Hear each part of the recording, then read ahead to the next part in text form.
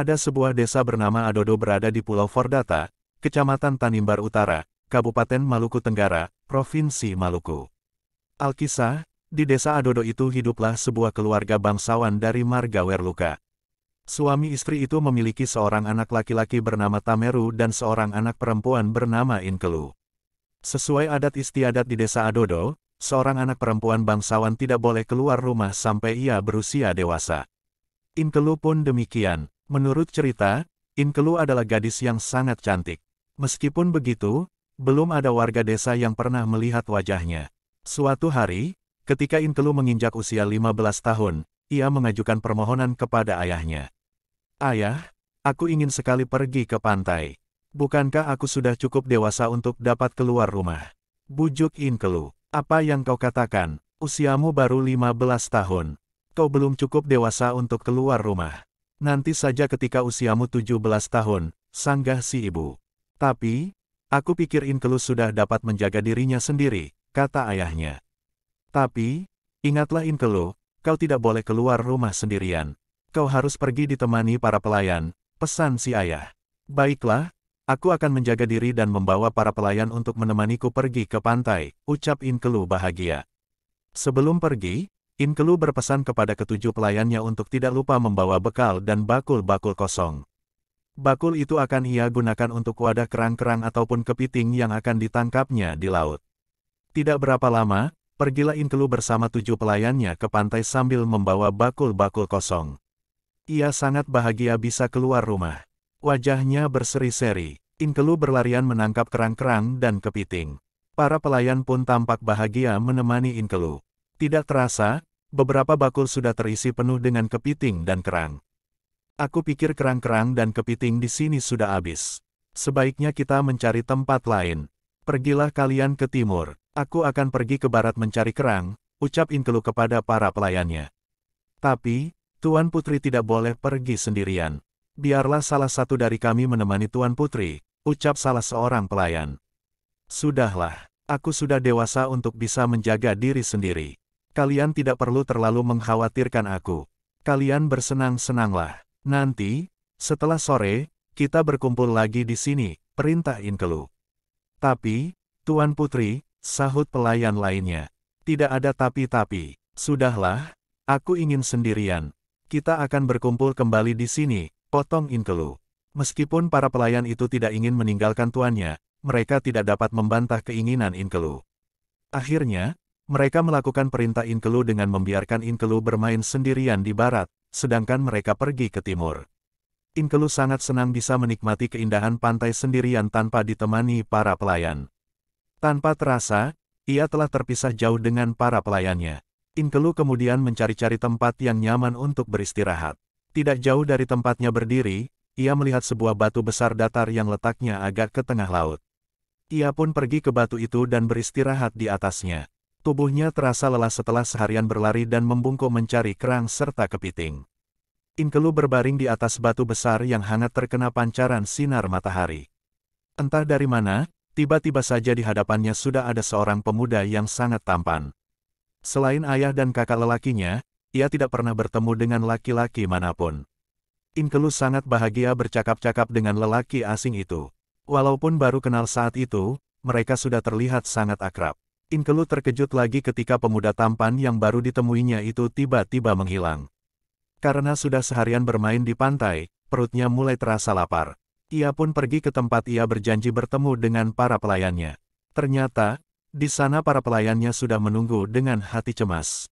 "Apa kalian tidak lapar?" tanya Inkelu. "Kami memang lapar, tapi kami tidak berani untuk makan lebih dulu sedangkan Tuan Putri belum tiba," sahut pelayannya. "Kalau kalian lapar, sebaiknya kalian makan lebih dulu." "Ya sudah, ayo kita makan bersama," ucap Inkelu. Inkelu dan para pelayannya kemudian saling bertukar cerita tentang apa yang mereka alami selama bermain di pantai. Namun, Inkelu tidak pernah mengatakan kepada siapapun tentang pertemuannya dengan pemuda tampan di pantai. Semenjak pertemuannya dengan pemuda asing di pantai, Inkelu merasakan ada yang aneh dalam tubuhnya. Meskipun demikian, ia tidak menceritakan kejadian yang dialaminya bersama pemuda itu kepada siapapun. Namun, sepulang dari pantai, ia tampak murung dan lebih pendiam. Orang tuanya tidak mengetahui apa yang sebenarnya menimpa buah hati mereka. Setiap pertanyaan yang dilontarkan kedua orang tuanya, Inkelu lebih senang untuk bungkam. Karena merasa heran dengan tingkah laku anaknya, bangsawan itu menanyakan kepada pelayan Inkelu apa sebenarnya yang terjadi di pantai. Tapi tidak seorang pun dari mereka yang tahu penyebab perubahan sikap Inkelu. 3 bulan telah berlalu. Betapa terkejutnya orang tua Inkelu ketika mengetahui putri tercintanya telah hamil. Kedua orang tua itu sangat bingung, bagaimana mungkin putrinya yang belum menikah dan selalu berada dalam pengawasan mereka tiba-tiba hamil. Mereka ingat, satu-satunya waktu di luar pengawasan mereka adalah ketika Inkelu pergi ke pantai.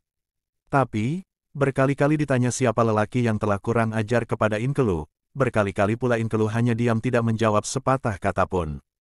Kurang ajar, siapa laki-laki kurang ajar yang berani menghamili putriku? Tanya ayah Inkelu. Berita kehamilan Inkelu telah menyebar dengan cepat. Entah siapa yang membongkar aib itu, tetapi seluruh penduduk desa telah mengetahui bahwa Inkelu telah hamil. Betapa malunya keluarga bangsawan itu.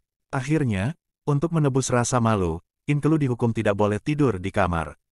Hal ini dilakukan untuk mendesak agar Inkelu mau berterus terang siapa pemuda yang telah menghamilinya. Tapi, rencana itu ternyata tidak berhasil juga. Bulan berganti bulan. Inkelu pun melahirkan anaknya. Namun, betapa terkejutnya ketika bayi yang lahir dari Inkelu bukanlah anak manusia, melainkan seekor anak hiu berwarna putih. Berita itu kemudian menyebar ke seluruh desa. Namun, ada hal yang aneh pada bayi hiu itu ketika diletakkan di dalam air, ia tidak mau tengkurap seperti layaknya ikan. Bayi hiu itu tetap pada posisinya yang terbaring dengan perut menghadap ke atas. Kemudian, ayah Inkelu bermusyawarah dengan para tetua desa. Akhirnya, disepakatilah untuk mengumpulkan semua pria di daerah itu dan menyelidiki siapa ayah dari bayi hiu itu. Namun, usahanya sia-sia saja. Jejak pemuda itu tidak ditemukan. Lalu, ayah Inkelu memanggil seorang dukun untuk menyelidikinya. Setelah sekian lama didesak, akhirnya Inkelu terpaksa membuka mulutnya. Ia menceritakan tentang pertemuannya dengan seorang pemuda di pantai setahun yang lalu. Kalau begitu berarti pemuda itu adalah makhluk halus. Kau pasti sudah menghirup napasnya. Inilah yang menyebabkan kau hamil, ucap sang dukun. Atas petunjuk Inkelu, pergilah para penduduk desa ke batu datar tempatnya beristirahat setahun yang lalu. Benar saja, ketika bayi hiu itu diletakkan ke dalam air dekat batu datar, hiu kecil itu dapat membalikkan badannya dan dapat berenang dengan normal seperti ikan pada umumnya. Berarti benar, ayah bayi hiu ini berada di tempat ini, ucap sang dukun. Semua penduduk mengangguk-angguk. Tidak ada lagi dari mereka yang mencemooh Inkelu. Para penduduk desa justru merasa kasihan kepada Inkelu karena kemalangannya itu. Malam harinya, Tameru, kakak kandung Inkelu bermimpi bertemu dengan ikan hiu kecil kemenakannya. Paman Tameru, tahun depan aku akan berumur 1 tahun. Pada hari itu, aku harap paman datang ke dekat batu datar di pantai karena disitulah rumahku. Tapi, jangan lupa paman harus membawa sepiring nasi putih dan kuning telur rebus sebutir. Setelah itu, taburkanlah di sana sambil memanggilku. Ingatlah, yang memasak nasi itu harus Nilohatra, adik perempuan nenek tidak boleh digantikan oleh siapapun. Paman harus datang sendiri atau boleh ditemani seorang saudara laki-laki yang masih ada hubungan kekerabatan. Tidak boleh ada wanita yang datang apalagi wanita hamil, pesan hiu kecil itu dalam mimpi. Setahun kemudian, Tameru memenuhi pesan hiu kecil kemenakannya. Ia melaksanakan semua pesan yang ada dalam mimpinya dengan baik hingga tidak satu pun yang terlewatkan. Dengan ditemani saudara laki-laki, Tameru pun pergi ke pantai dekat batu datar. Malam harinya, Tameru kembali bertemu dengan ikan hiu itu. Kini usianya telah 1 tahun. Tubuhnya tidak lagi kecil seperti dulu. Tubuhnya sudah sebesar perahu. Ia berterima kasih karena Tameru telah melaksanakan permintaannya dengan baik.